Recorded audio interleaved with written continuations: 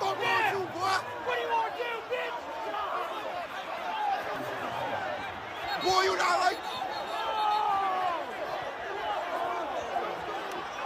Boy, you look, boy.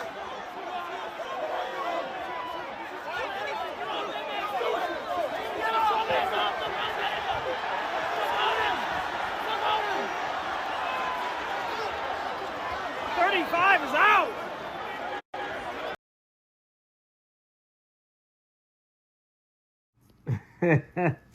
So what's good, YouTube and TikTok? It's your boy Willie Way back in another NBA content video. In this NBA content video, before I say what we're gonna talk about, I saw this last night. That shit had me crying. Like, I ain't gonna lie, like this had me like weak, bro. I'm like, yo, what are they doing? Like who was in that like fight? The freaking coach is getting ejected. Like 4-3 players got ejected. I'm like, damn, like, like I wonder who started the fight, because I generally want to know who started the fight. Probably Isaiah Stewart. I don't know. I don't be paying attention to that shit sometimes, even though sometimes I like drama because it's funny. Sometimes cool shit is funny. But anyway, so what I really wanted to talk about was the Detroit Pistons. The Detroit Pistons. I gotta give JB Bickerstaff his props. I'll apologize to him because I remember when he was coaching the Cavs, I said he's one of the worst coaches of all time.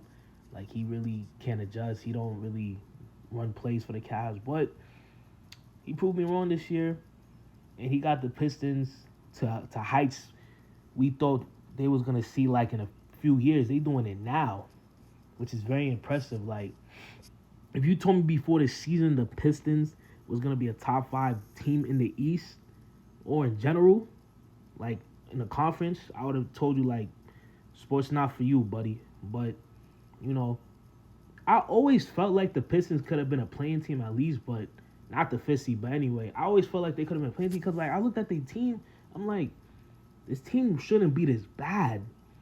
But I feel like JB Bickerstaff, like, his system and his mentality is perfect for this type of roster, because I feel like JB's like that grit type coach. Like, he's gonna make sure everybody like understand what they do, everybody fall in line. Because you got Cade Cunningham, future superstar. He already a top 5 to 6 point guard already. Having a great year. Jalen Duren, I feel like he could be a borderline all-star. He reminds me of like a Dwight Howard. Like, he just dominant. And he just dunk everything.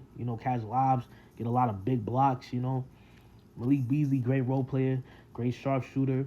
He been a big plus for them this year.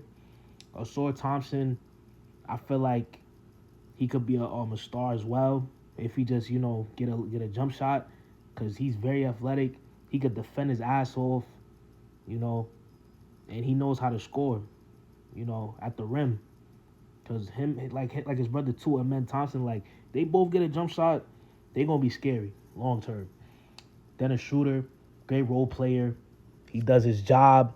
He, no matter what team he's on, he's going to be productive. Jaden Ivey, he's having a great year, but, sadly he got injured. But Jaden Ivey was having a great year. And, I remember people said they should have traded him. I remember he was coming off the bench, but he's been proving a lot of people wrong.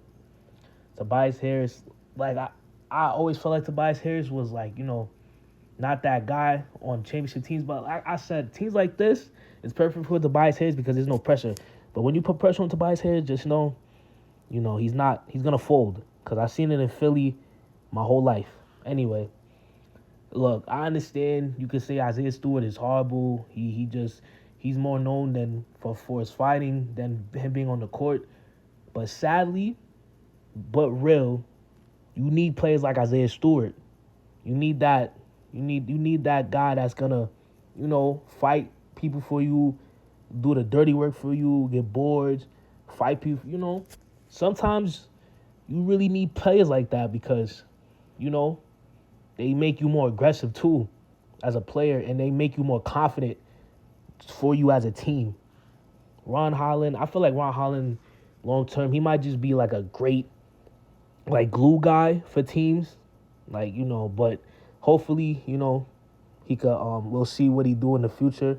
But I just feel like he could be like a Trevor Ariza, you know, like all the great like a Otto Porter, like all the great role players that like know how to like be a glue guy, just do the little things, just be important. Tim Hardaway, he's off and on player. When he's hot, he's hot. When he's cold, he's cold. You know, but when Tim Hardaway's been having a good season this year, working Saturday, I feel like he could be a good backup point guard for teams in the future. He's a great shooter. Simone Fontecchio, he's just a good sharpshooter. If he's not hitting his shots, he's not really doing a lot for you. Yeah, everybody else don't really play on this team, but it's sad that Paul Reed is not getting minutes because Paul Reed was so important to that Philly team the years he was there. So it's sad to see that he's not even like getting minutes like that no more. And Lindy Waters, I remember he was on the Warriors. I remember the Thunder. He got drafted by the Thunder, but they didn't use him. But the Warriors, the few games he had, it was cool.